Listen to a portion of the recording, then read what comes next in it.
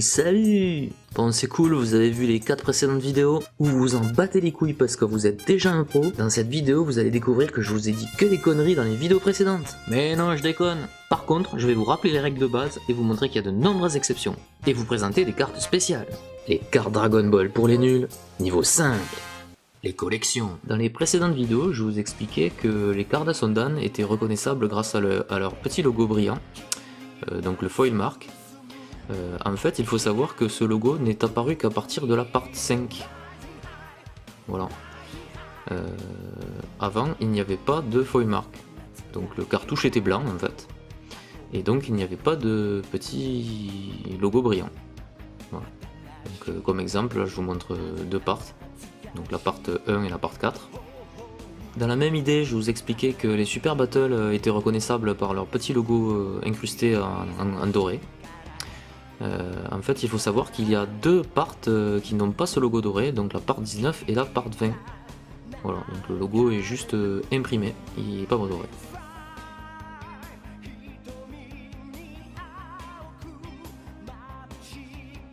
Toujours dans le même esprit, je vous expliquais que les visuels Adventure, on les reconnaissait grâce au petit chaîneron doré qu'on voit en bas de la carte.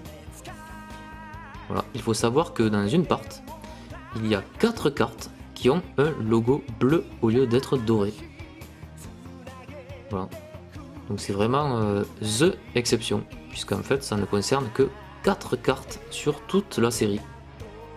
Apparemment c'était un test de Bandai pour voir si la couleur bleue plaisait au public.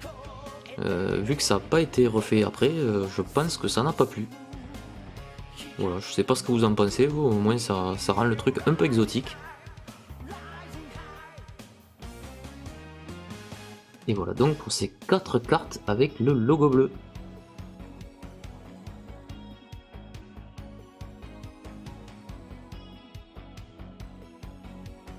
Moi je m'en lasse pas. Je vais vous expliquer dans la première vidéo qu'il y a deux types de cartes de façon basique, les règles et les prismes. Mais évidemment il y a d'autres types de cartes comme les silver ou les platina par exemple, ou les gold. Voilà, donc je vous donne l'exemple des PP, mais effectivement il y a aussi les Hero Collection qui ont des platina. Et il y a aussi des cartes en 3D.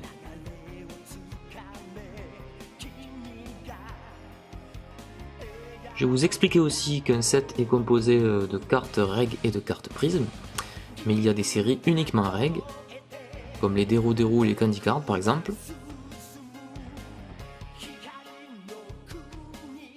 ou des collections uniquement prisme, comme les Terebinenwa par exemple, ou les Z spéciales. Voilà, encore une fois, c'est des exemples, il y a d'autres séries, je vous laisse les découvrir. Décidément, je vous ai raconté n'importe quoi, je vous expliquais que les cartes elles existaient que en règle ou en prisme. En fait, il y a des séries où on trouve la carte en règle et en prisme. Donc les Twin Kara par exemple. Ou alors les Cardas Special Asia avec les Cardas Ondan. Voilà, c'est une petite particularité puisqu'en fait c'est un best-of de prisme qui a été refait en règle.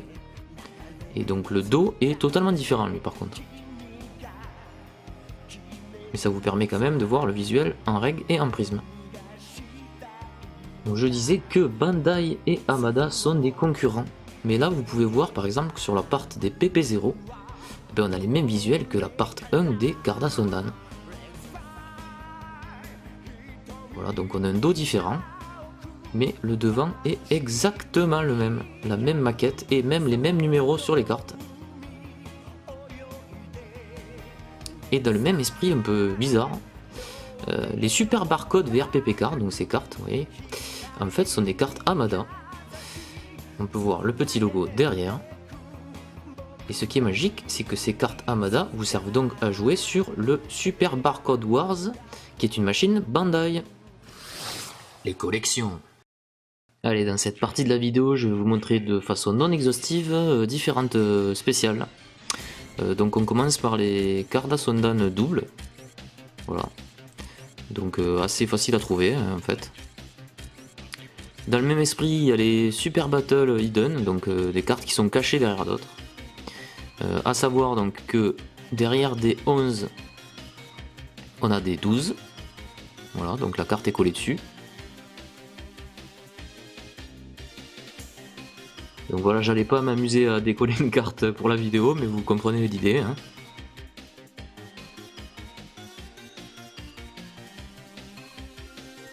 Et ce qui était magique dans les Super Battle, c'est qu'on pouvait trouver des prismes sous des règles. Voilà, donc ça c'était assez magnifique comme concept. Et donc les max sont cachés sous des règles.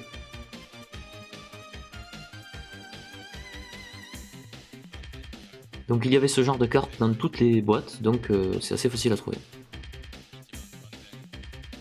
Donc dans le même esprit de ces cartes dispatchées dans les box, donc on a eu tout ce qui était cartes françaises, donc spécial flash hors série. À savoir que donc les flash et hors série, il y en avait une par box. Et la spéciale Cardass, en fait il y en avait une par box aussi, mais vu qu'il y a moins de box et moins de machines, elle est beaucoup plus dure à trouver. Et en équivalent, on a les spéciales HK. Donc un peu le même concept, hein, c'était dispatché dans les box. Je vous montre les dos.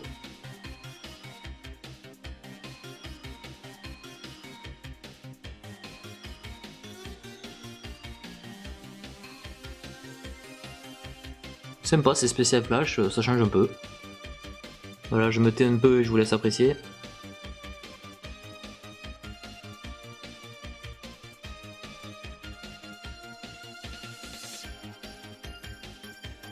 Encore une fois, je vous montre une carte de chaque, hein. Je vous laisse découvrir l'ensemble des cartes en regardant mes autres vidéos.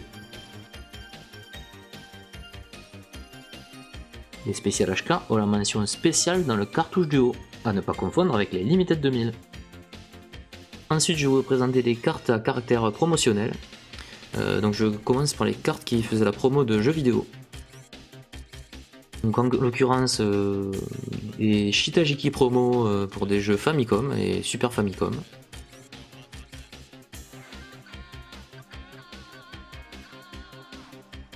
Pour rappel, donc, les Shitajiki sont des sous-mains en plastique.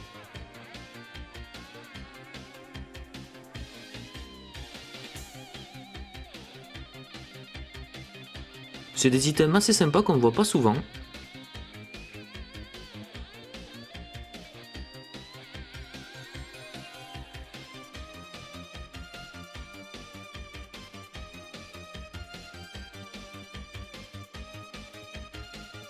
Donc la plus facile du lot étant sûrement la Super Butoden promo semi-jumbo.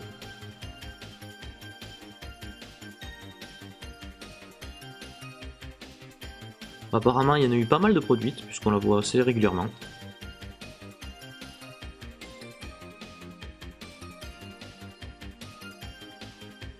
Et voici donc l'ensemble de ces cartes promo.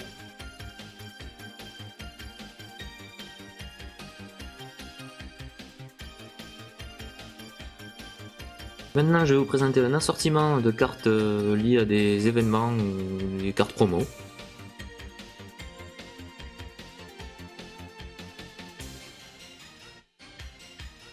On est presque sur du limité, mais il y en a eu quand même un wagon.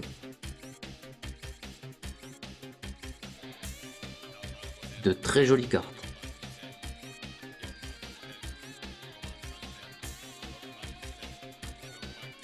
Petite vue des arrières. Vous remarquez que les dos sont des variantes des cartes de série.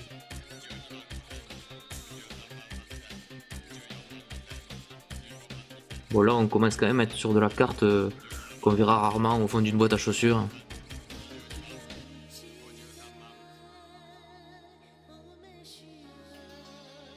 Voilà, on garde le même esprit, toujours de la carte promo. Donc là c'était pour des events pour le Toy Show Memorial, donc il y a le 94 et le 95 qui arrive juste derrière. Voilà, donc en l'occurrence c'est deux jumbo.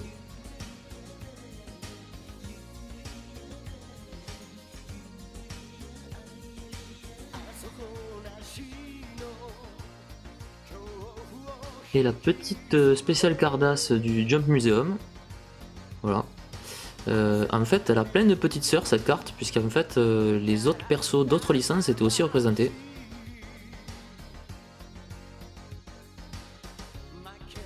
Et voilà la petite vue d'ensemble.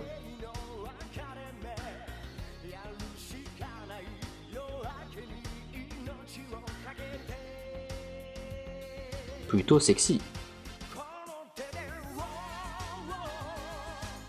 Et enfin on arrive sur ce qu'on peut vraiment appeler de la carte rare, donc c'est des cartes à tirage limité. À savoir que les modes d'obtention étaient des tirages au sort. Ou des concepts de répondre dans les 1000 premiers par exemple.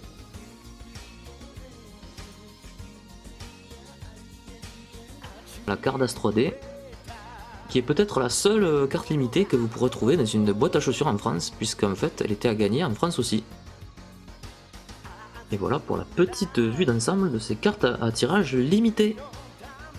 A savoir que, évidemment, encore une fois, c'est non exhaustif, c'est-à-dire il y a d'autres cartes limitées que je vous invite à découvrir sur ma chaîne.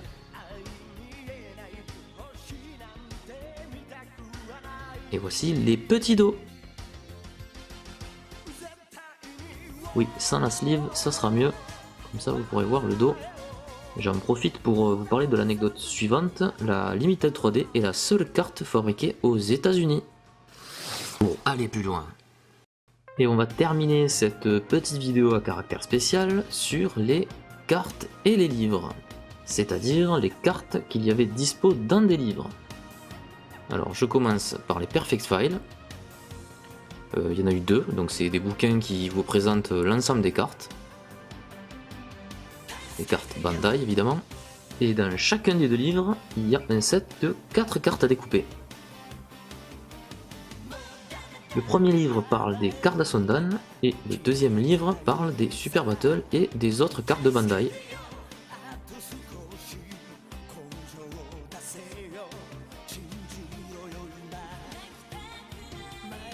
Et encore un set de 4 cartes.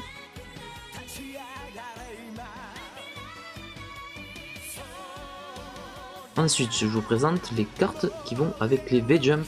Donc il y a eu 2 V-Jump avec des cartes Dragon Ball. Donc le premier V-Jump qui date de 90. Donc je vous présente pas le livre, c'est pas le sujet aujourd'hui, mais vous pouvez regarder les vidéos que j'ai faites à ce sujet. Par contre, voilà, je vous présente les cartes qu'il y avait avec. Donc dans ce premier, on avait un set de 3 cartes. À savoir que ces cartes étaient à découper, donc elles étaient adhésives et à coller sur des vraies cartes.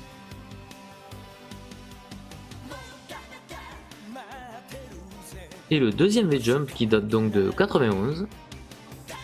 Donc celui-ci, les cartes, elles étaient carrément à découper en fait. Donc ça vous faisait des espèces de petites cartes cartonnées. Voilà, vous voyez le dos avec.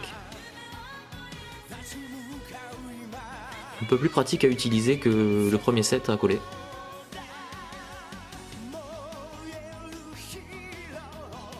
Et pour terminer, je vous présenterai les cartes qu'il y avait avec les Weekly Jump. A savoir qu'il y a eu 3 Weekly Jump avec des cartes Dragon Ball. Et pour votre info, il y a eu d'autres Weekly Jump avec des cartes non Dragon Ball évidemment. Donc dans ce premier Jump de 1990,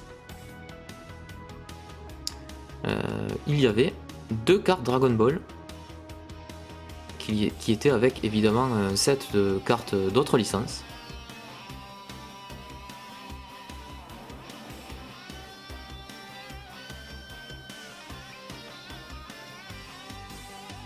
Je vais zoomer un peu sur les cartes. Voilà, donc set de cartes à découper. C'est une espèce de petit papier cartonné. Le suivant est sorti en 91.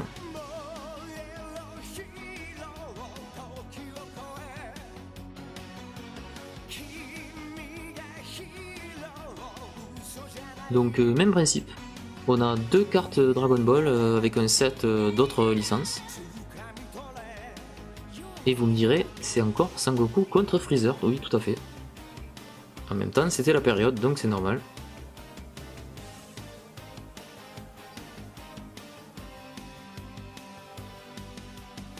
Et pour info, donc dans ce jump, il y avait aussi un petit calendrier.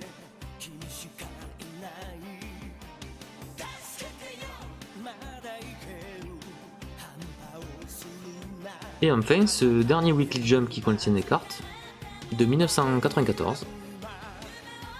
Donc celui-ci, il contient un set de cartes calendrier, donc il y a 12 cartes, plus une carte avec tous les mois de l'année, une espèce de semi-jumbo. En l'occurrence, donc, la semi-jumbo, on voit qu'il y a Sangohan dessus. Et donc la carte numéro 1 des cartes calendrier, et donc la carte Dragon Ball Z avec Sangohan encore.